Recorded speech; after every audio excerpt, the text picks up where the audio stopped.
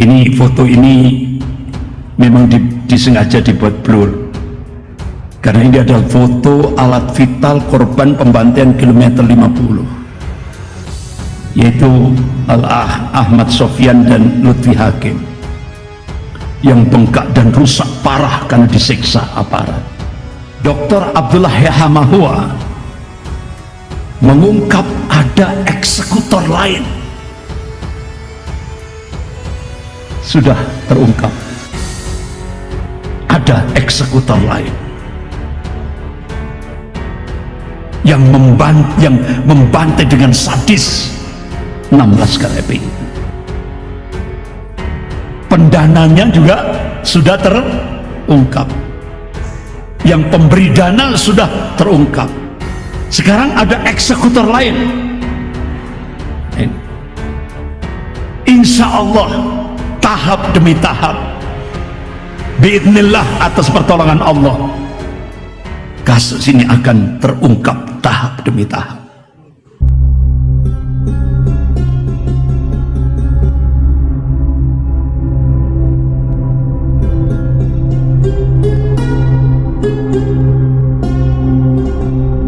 Jadi bangsa ini berhutang kepada para ulama.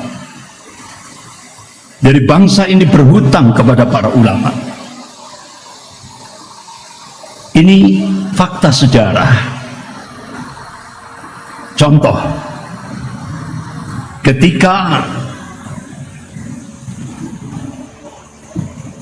pembahasan tentang dasar negara, tanggal 1 Juni 1945, Presiden Soekarno membacakan Pancasila versi pribadi, di mana ketuhanan yang berkebudayaan diletakkan sila ke-5. Akhirnya 3 tokoh ulama tampil di parlemen. Yang pertama Kiai Haji Mudzakkir dari Muhammadiyah, Allahumma yarham. Kiai Haji Wahid Hasim dari Nahdlatul Ulama, Allahumma yarham. Yang ketiga Kiai Haji Agus Salim, Allahumma yarham, dari Serikat Islam. Akhirnya langsung mengeluarkan istihad, sehingga akhirnya tepat tanggal 22 Juni 1945 disepakati oleh panitia 9. Jadi hasil ijtihad 3 ulama besar dijadikan sebagai pijakan yang sering kita sebut dengan Piagam Jakarta. Kalau Rasulullah SAW mendirikan daulah Islamiyah di Madinah, yaitu dimunculkan Piagam Madinah, Indonesia dimunculkan Piagam Jakarta. Artinya ulama ittiba kepada Rasulullah SAW.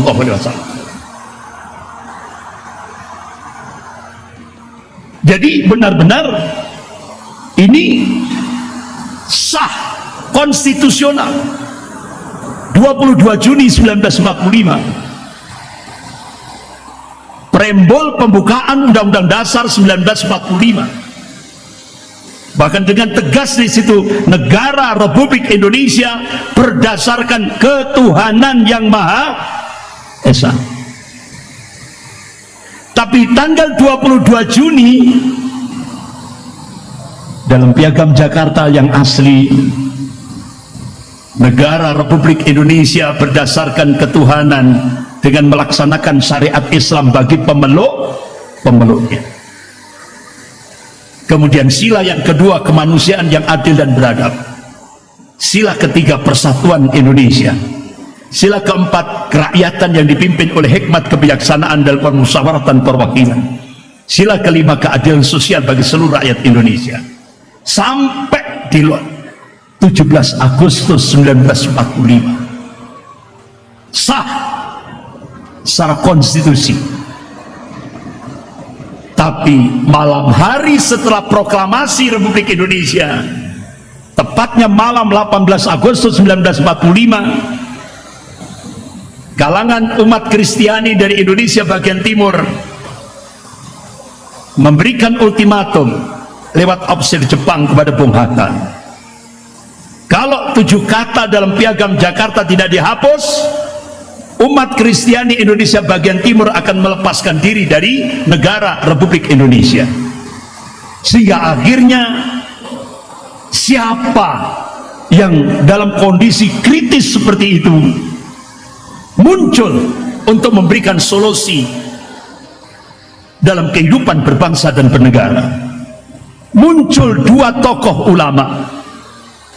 Yang pertama Bapak Kasman Singodimedjo, yang kedua Bapak Ki Bagus Hadikusumo. 2 tokoh ulama inilah yang beristihad sehingga akhirnya 7 kata itu dihapus.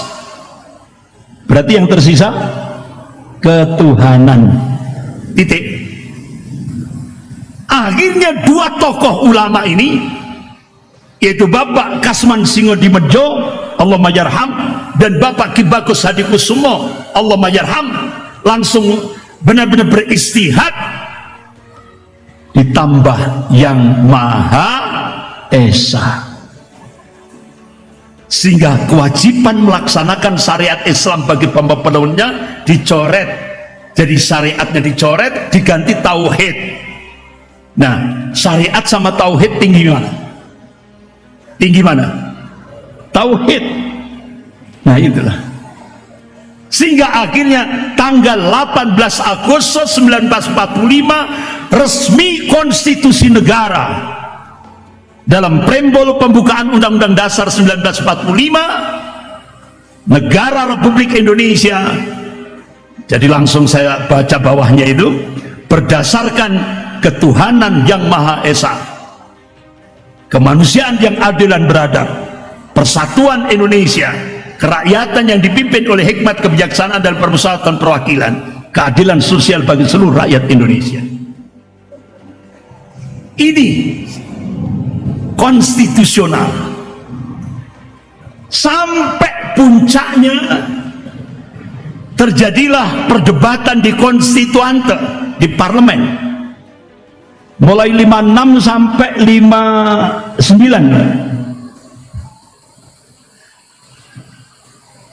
56 ya, 56 sampai 59, 57 sampai 59. Perdebatan sampai akhirnya deadlock, sehingga akhirnya Presiden Soekarno mengeluarkan dekrit 5 Juli 59. Apa isinya?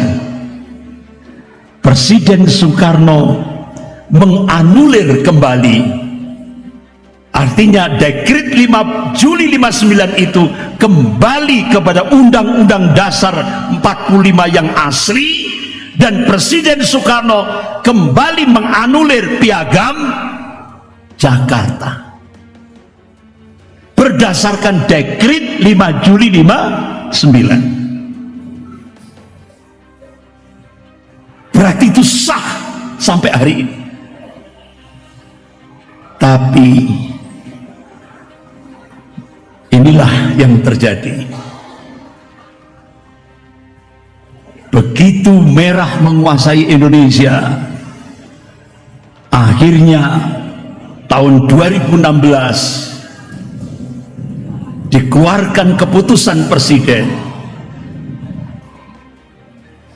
dibalik lagi sejarah itu, kembali lagi Indonesia lewat keputusan presiden tahun 2016 yang dijadikan sebagai pijakan.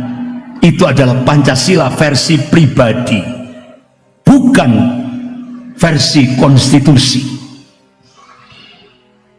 Sehingga akhirnya keputusan presiden yaitu Pancasila 1 Juni 1945 itu versi pribadi Soekarno. sampai akhirnya dimunculkan undang-undang HIP.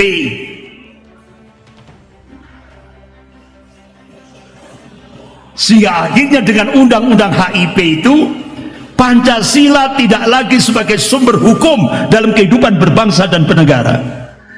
Pancasila diturunkan derajatnya hanya selevel undang-undang saja. Jadi sekarang dengan undang-undang HIP atau BPIP itu, sekarang yang menjadi sumber dari segala sumber hukum kehidupan berbangsa dan bernegara adalah siapa? Presiden, bukan lagi Pancasila. Itu sehingga akhirnya sekarang inilah yang dihadapi oleh kaum muslimin. Padahal bangsa ini berhutang pada ulama, sehingga akhirnya yang kita saksikan sekarang bagaimana ulama dihadapkan oleh, jadi sejarah berulang.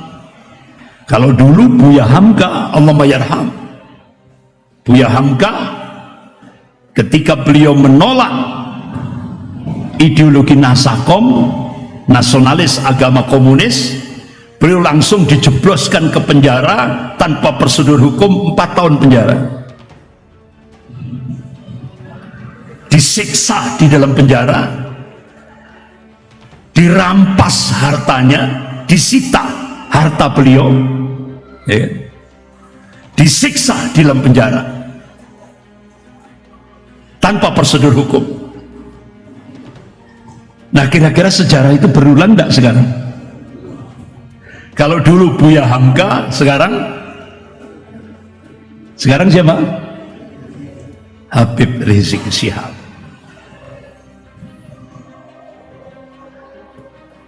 Langsung dijebloskan ke penjara,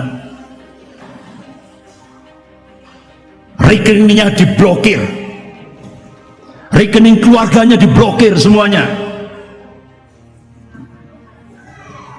pesantrennya di apa itu? Ya kan, diambil alih.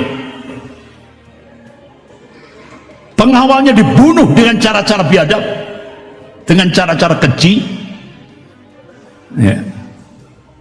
Bahkan beliau menjadi target sasaran waktu itu, ya. Jadi ternyata sejarah berulang, sejarah berulang. Bapak-bapak, ibu-ibu yang dirahmati Allah,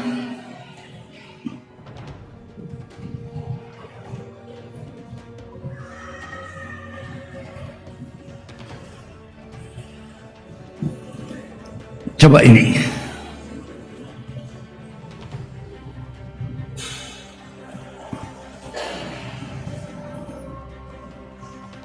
pasca tragedi kilometer 50,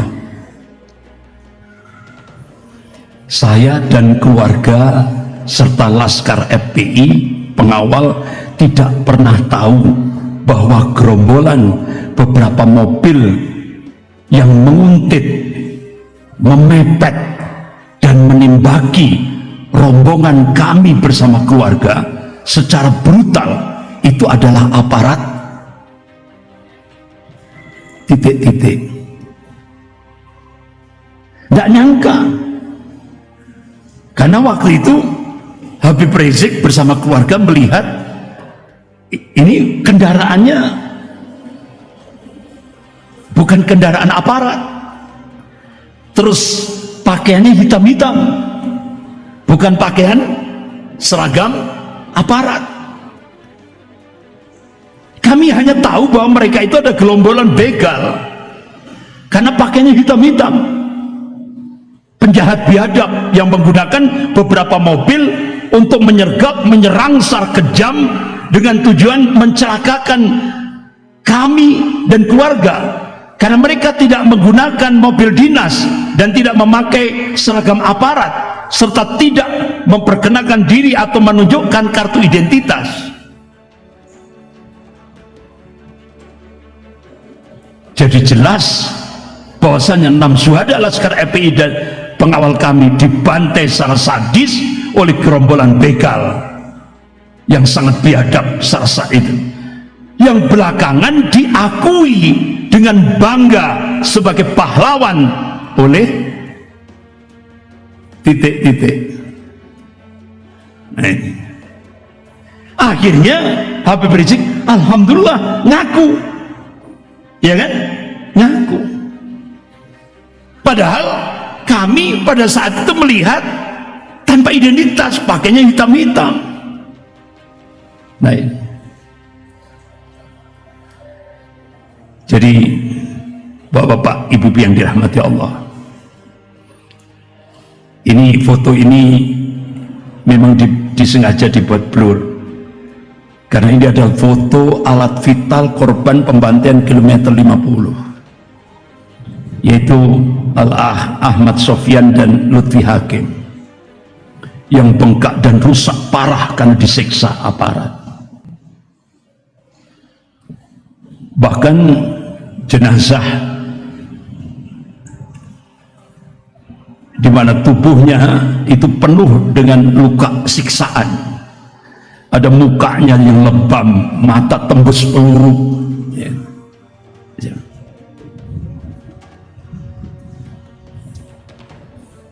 Oh ya.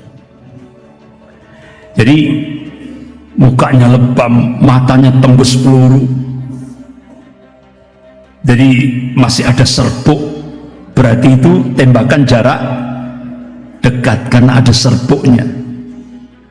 Jadi mata tembus peluru, kulit melepuh seperti terseret atau terbakar, kemaluan bengkak, kulit dubur melepuh, kuku terlepas, kepala retak, kulit tangan terkelupas. Tapi menurut Mahfud MD, Profesor Mahfud MD, itu bukan pelanggaran HAM. Itu bukan pelanggaran HAM. Jadi kalau model-model seperti itu bukan pelanggaran HAM. Terus kira-kira menurut Pak Profesor Mahfud tadi yang pelanggaran HAM itu yang bagaimana kira-kira? Jadi kalau seperti ini, ya seperti ini yang sudah banyak di medsos itu bukan pelanggaran HAM berat.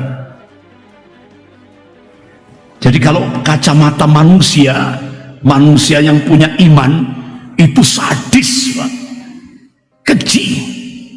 Tapi menurut Menko Polhukam Pak Mahfud MD itu bukan pelanggaran HAM. Kira-kira itu bahasa apa itu?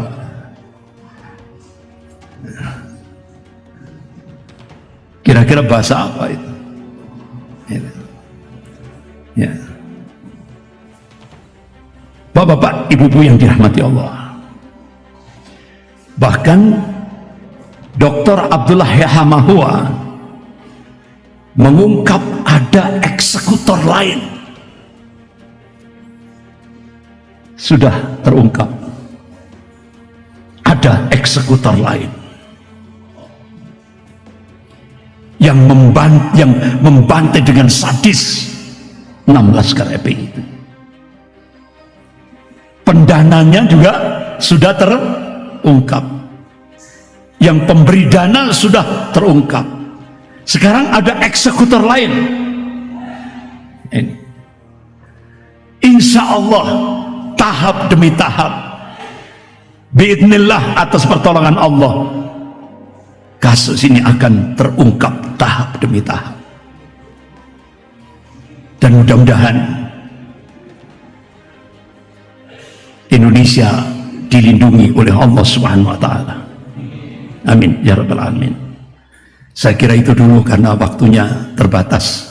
Insyaallah kita lanjutkan waktu Ramadan berarti ya. Setelah Ramadan. Sekian kita akhiri. Astaghfirullahaladzim.